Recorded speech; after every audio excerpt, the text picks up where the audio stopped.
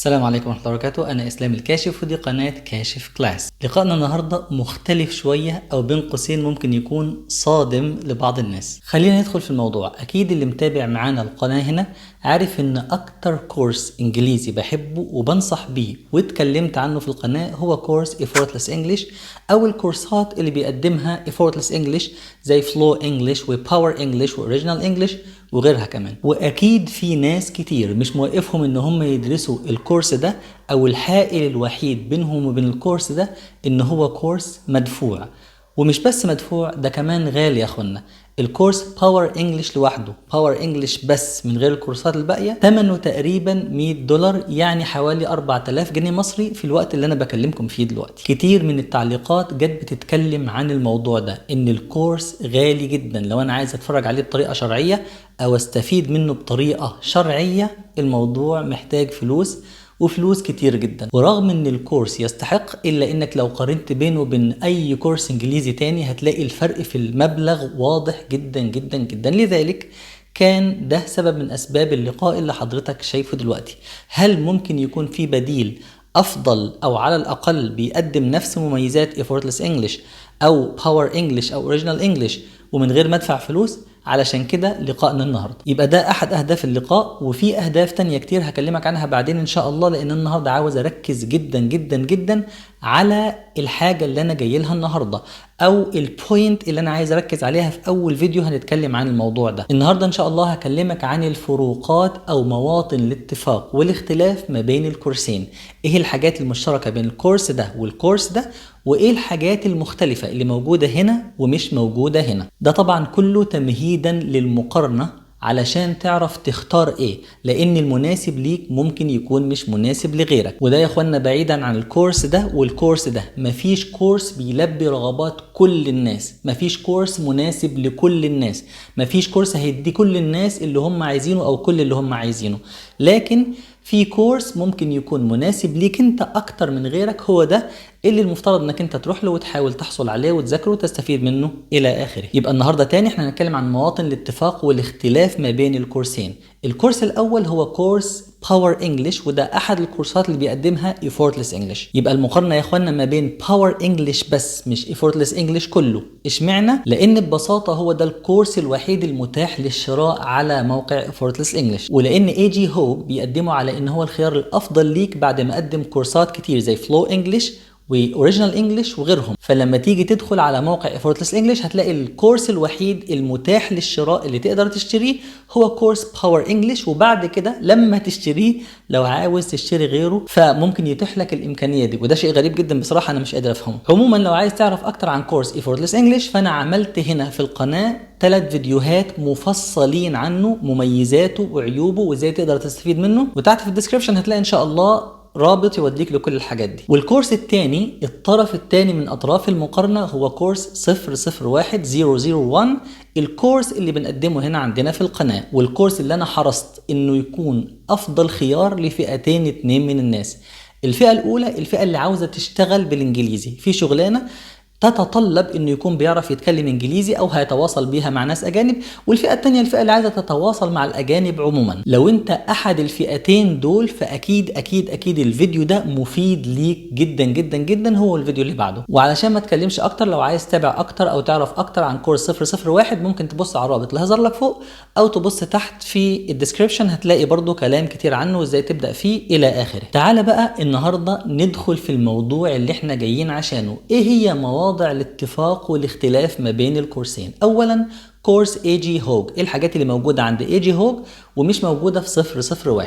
حاجتين اتنين يا اخوانا. الحاجه الاولى هي ملفات POV، البوينت اوف فيو، واللي برضو مش عارف ملفات POV ايه هي، فهي باختصار ملفات بتساعدك على انك انت تفهم القواعد بشكل عميق جدا من غير ما يشرح لك القواعد، وبشكل بصراحه عبقري جدا جدا جدا ومفيد بلا شك. وطبعا عدم وجوده في كورس 001 امر منطقي، لان 001 مقدم لسه للمبتدئين، احنا لسه في المستوى الاول وطالعين لفوق، فمش منطقي يكون في ملفات زي POV المقدمه لمستوى اعلى من كده. والحاجه الثانيه اللي موجوده في باور انجلش ومش موجوده عندنا في الكورس بتاع 001 هي بعض الملفات الصوتيه اللي بيتكلم فيها عن نفس الموضوع بتاع الدرس بشكل فيه حريه ورغي اكتر. ويعني عبارة عن مثلا هو الدرس ده بيتكلم عن قصة معينة أو على موقف معين، يبدأ يتكلم عن الموقف ده بحرية أكتر وبدون تقيد بمستوى إنجليزي معين. وبصراحة الملف الصوتي ده مش شديد الأهمية، حتى اي جي هوج نفسه بيقول لو أنت عاوز تسكيبت مش مشكلة، عدي على اللي بعده وخلاص. تعالى بقى للعكس، وإيه هي الحاجات اللي موجودة في كورس 001 ومش موجودة في كورس باور انجلش. وطبعا امسك قلبك لأن احنا هنقول حاجات كتير، ودي برضو رسالة لبعض الناس وبعض التعليقات الجميلة واللي أنا مش زعلان منها على الإطلاق، واللي فاكرة إن الكورسين حاجة واحدة أو إن ده كوبي بيست من التاني. غير إن كورس 001 كورس مجاني تماما، إلا إن فيه فروقات كتير وفي حاجات موجودة فيه ومش موجودة أصلا عن باور انجلش. تعال بقى نستعرضها واحد واحد. أول حاجة الترتيب في المستويات، يعني كورس 001 بادئ من الصفر وبيمشي معاك من مستوى لمستوى لغايه ما توصل للمستويات المرتفعه، على عكس يا اخوانا باور انجلش وغيره من الكورسات اللي بيقدمها effortless انجلش. دي كورسات غير مناسبه للمبتدئين، يعني لو انت مبتدئ ما تفكرش اصلا في كورسات effortless انجلش، ان هي اصلا مقدمه باللغه الانجليزيه، فلازم يكون عندك خلفيه. إضافة إلى ذلك إن هي بتستهدف مستويات أكبر قليلا. تاني حاجة من الحاجات اللي مش موجودة أصلا عن باور انجلش هي القواعد. كورس 001 بيهتم بشرح القواعد، وخلي بالك دي مش ميزة ولا حاجة، احنا بس بنتكلم عن الفروقات ما بين الكورسين، المقارنة مين الأحسن ليك ده إن شاء الله هنحاول نتكلم عنه في المرة الجاية.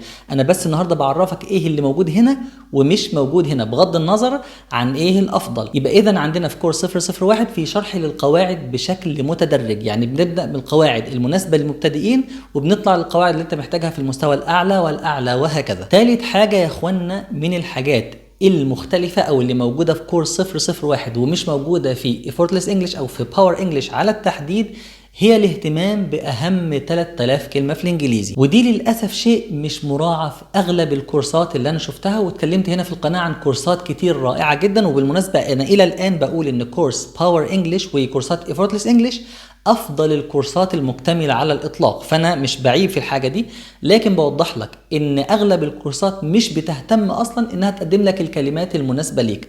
اغلبها بيقدم كلمات مش مستعمله او يعني مش مهمه، مش مستعمله بشكل يومي، مما يورط الطالب انه يبذل جهد اكبر في حفظ كلمات مش هتفيده من الاساس. الجزئيه دي لو عايز تعرف عنها اكتر ممكن تتابع تحت في اللينكات اللي تحت، بتوصلك لازاي احنا بنتكلم عن الكلمات في كورس 001، وكده كده ان شاء الله في تفاصيل اكتر هتيجي في المقارنه اللي هتحصل في الفيديو الجاي باذن الله. يبقى كده دول اول 3 حاجات، ان هو بيقدم لك اهم 3000 كلمه في الانجليزي، ان هو مرتب من صفر وبيطلع للمستويات الاعلى، وان هو بيشرح القواعد بتاعه الانجليزي.